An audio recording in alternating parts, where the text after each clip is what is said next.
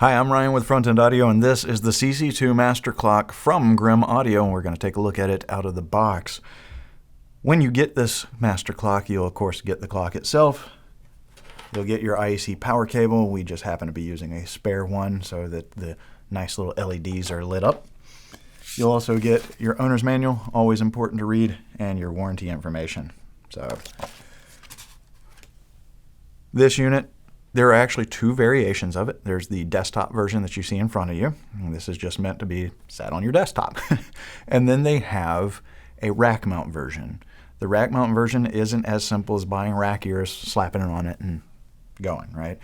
You could take a desktop version, put it in a utility shelf, but the rack version, actually the entire faceplate is replaced with rack ears. It's a one complete piece, and then the nice wood front panel attaches to that. So whether you want a desktop version or a rack mount version, that is something you're going to want to determine before you make your purchase.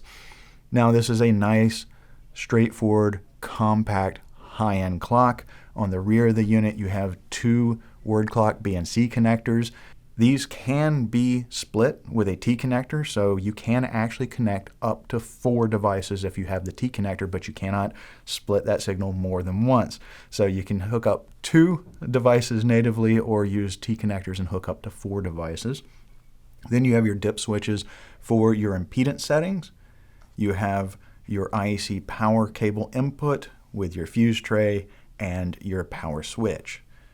Now, the front of the unit is very simple. It's a nice, clean, beautiful wood panel with the Grimm information, Grimm name, and CC2 engraved in there. And then you have your LEDs for, well, your power, and then you have your LEDs for your sample rate, okay? And you have the 2 dip switches. So you have 44.1 to 176.4 and 48K to 192. So you take your top one, right, and you can switch down like that, and then you have your bottom one and you can switch over. So you can go all the way up to 44.1 and then switch over to 48K and switch down all the way to 192.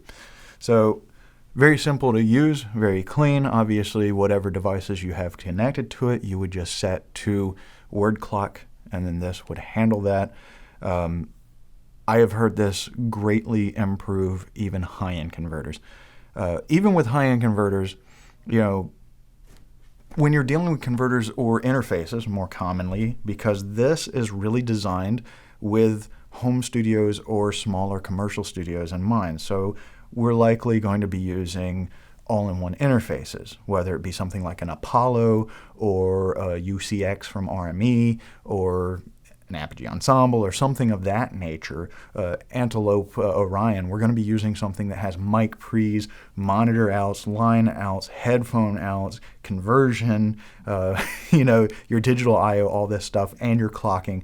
You know, and when you look at it, they're great values, but you have to think about just how much money went into each of those components, and of course the clocking as well. And there is different grades of clocking.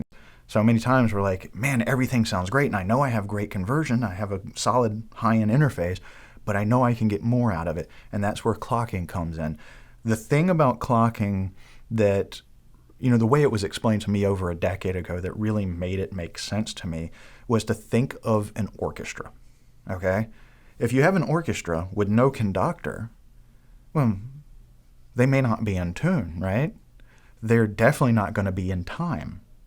But if you have a conductor with that orchestra, they're going to start up, they're going to warm up, they're going to get in tune, make sure everything's good, and then that conductor is going to keep everybody in time, and that orchestra is going to perform even better.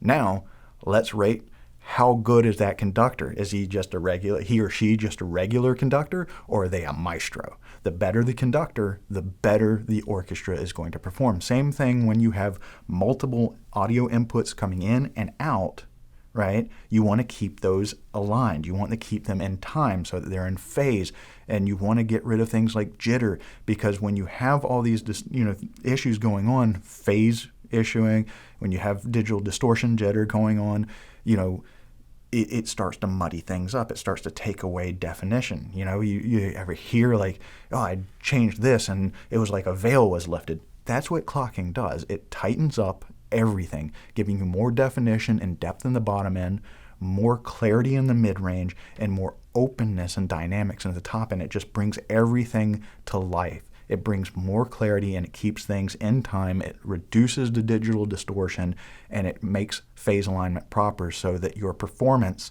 and the performance of your interface is at its optimal possible level. And that's why even when we have high-end interfaces, we always want to look at, can we get more out of them with a better clock, such as the CC2 or Grimm's flagship CC1, which is really for those who are doing more complex things because it has significantly more connections to it. But clocking is definitely more important than I think a lot of us give it credit for, and this is a very affordable and attractive way to improve your setup at home and or in a small commercial studio environment. So for more information on the CC2, all the great products brought to you by Grimm Audio, and for all your pro audio needs, please do check us out on the web at frontendaudio.com. Thank you.